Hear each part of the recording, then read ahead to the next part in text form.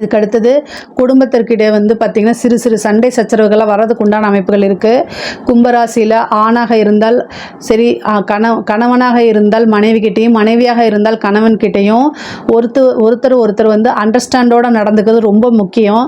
6ஆம் இடத்துல இருக்கனால 12ஆம் இடத்தை பார்க்குறதுனாலையும் பேச்சுவார்த்தைகள் அது ஒரு உறவை கெடுத்துடக்கூடாது, ரிலேஷன்ஷிப்பை பிரேக் பண்ணி விட்டுறக்கூடாது.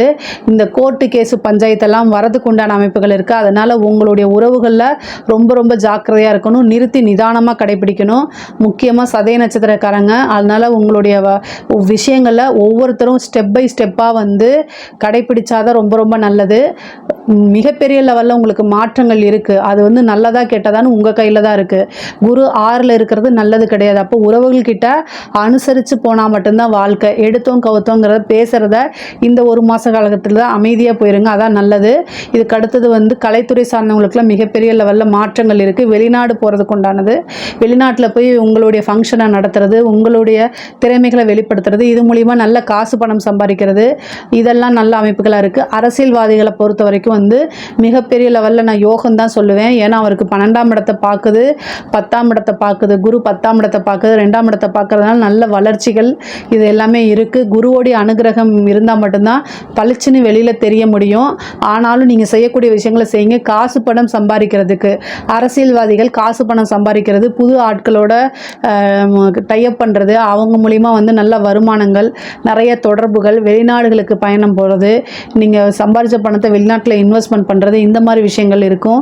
மீடியா கிட்ட பேசும்போது, உங்களை பற்றி பேசும்போதோ இல்லை உங்கள் கட்சியை பற்றி பேசும்போதோ ரொம்ப கவனமாக பேசணும். குரு 6ல் மறைஞ்சிருக்கு, 2 பார்க்குது, அதனால் திடீர்னு கோவப்பட்டு பேசக்கூடாது. அதனால் சப்போர்ட் இழந்துடும். அது மாதிரி கட்சி தலைமையோடு உங்களை பார்த்துக்கிட்டு இருக்குது அப்படிங்கிறத யோசித்து செஞ்சனாலே போதுமானது. கும்பராசியை பொறுத்த வரைக்கும் இந்த கோர்ட்டு கேஸு வழக்குகள் இந்த மாதிரி விஷயங்கள்லாம் ரொம்ப நல்லா இருக்குங்க.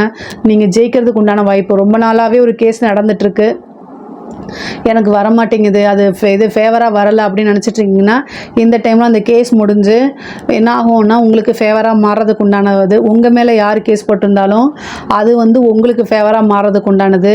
கோர்ட்டு கேஸு பிரச்சனைகள்லேருந்து உங்களுக்கு சாதகமாக அமைகிறதுக்கு உண்டான அமைப்புகள். அதே மாதிரி நீங்கள் இந்த சொத்து சேர்க்கை அப்படிங்கிறது இருக்குல்ல, உங்களுடைய தாய்வழி சொத்துக்கள்லாம் வரதுக்கு உண்டான அமைப்புகள் இருக்குது. அதே மாதிரி போலீஸ் ஸ்டேஷன், இந்த மாதிரி கோர்ட்டு, இந்த மாதிரி வழக்குகளில் சிக்கிக்காமல் இருக்கிறது நல்லது. பொதுவாக இந்த காலகட்டத்தில் யாருக்கும் ஜாமீன் போடாதீங்க. கணவன் மனைவியுடைய பிரச்சனைகள் வந்தால் ரொம்ப ரொம்ப அட்ஜஸ்ட் பண்ணி அமைதியாக போகிறது நல்லது.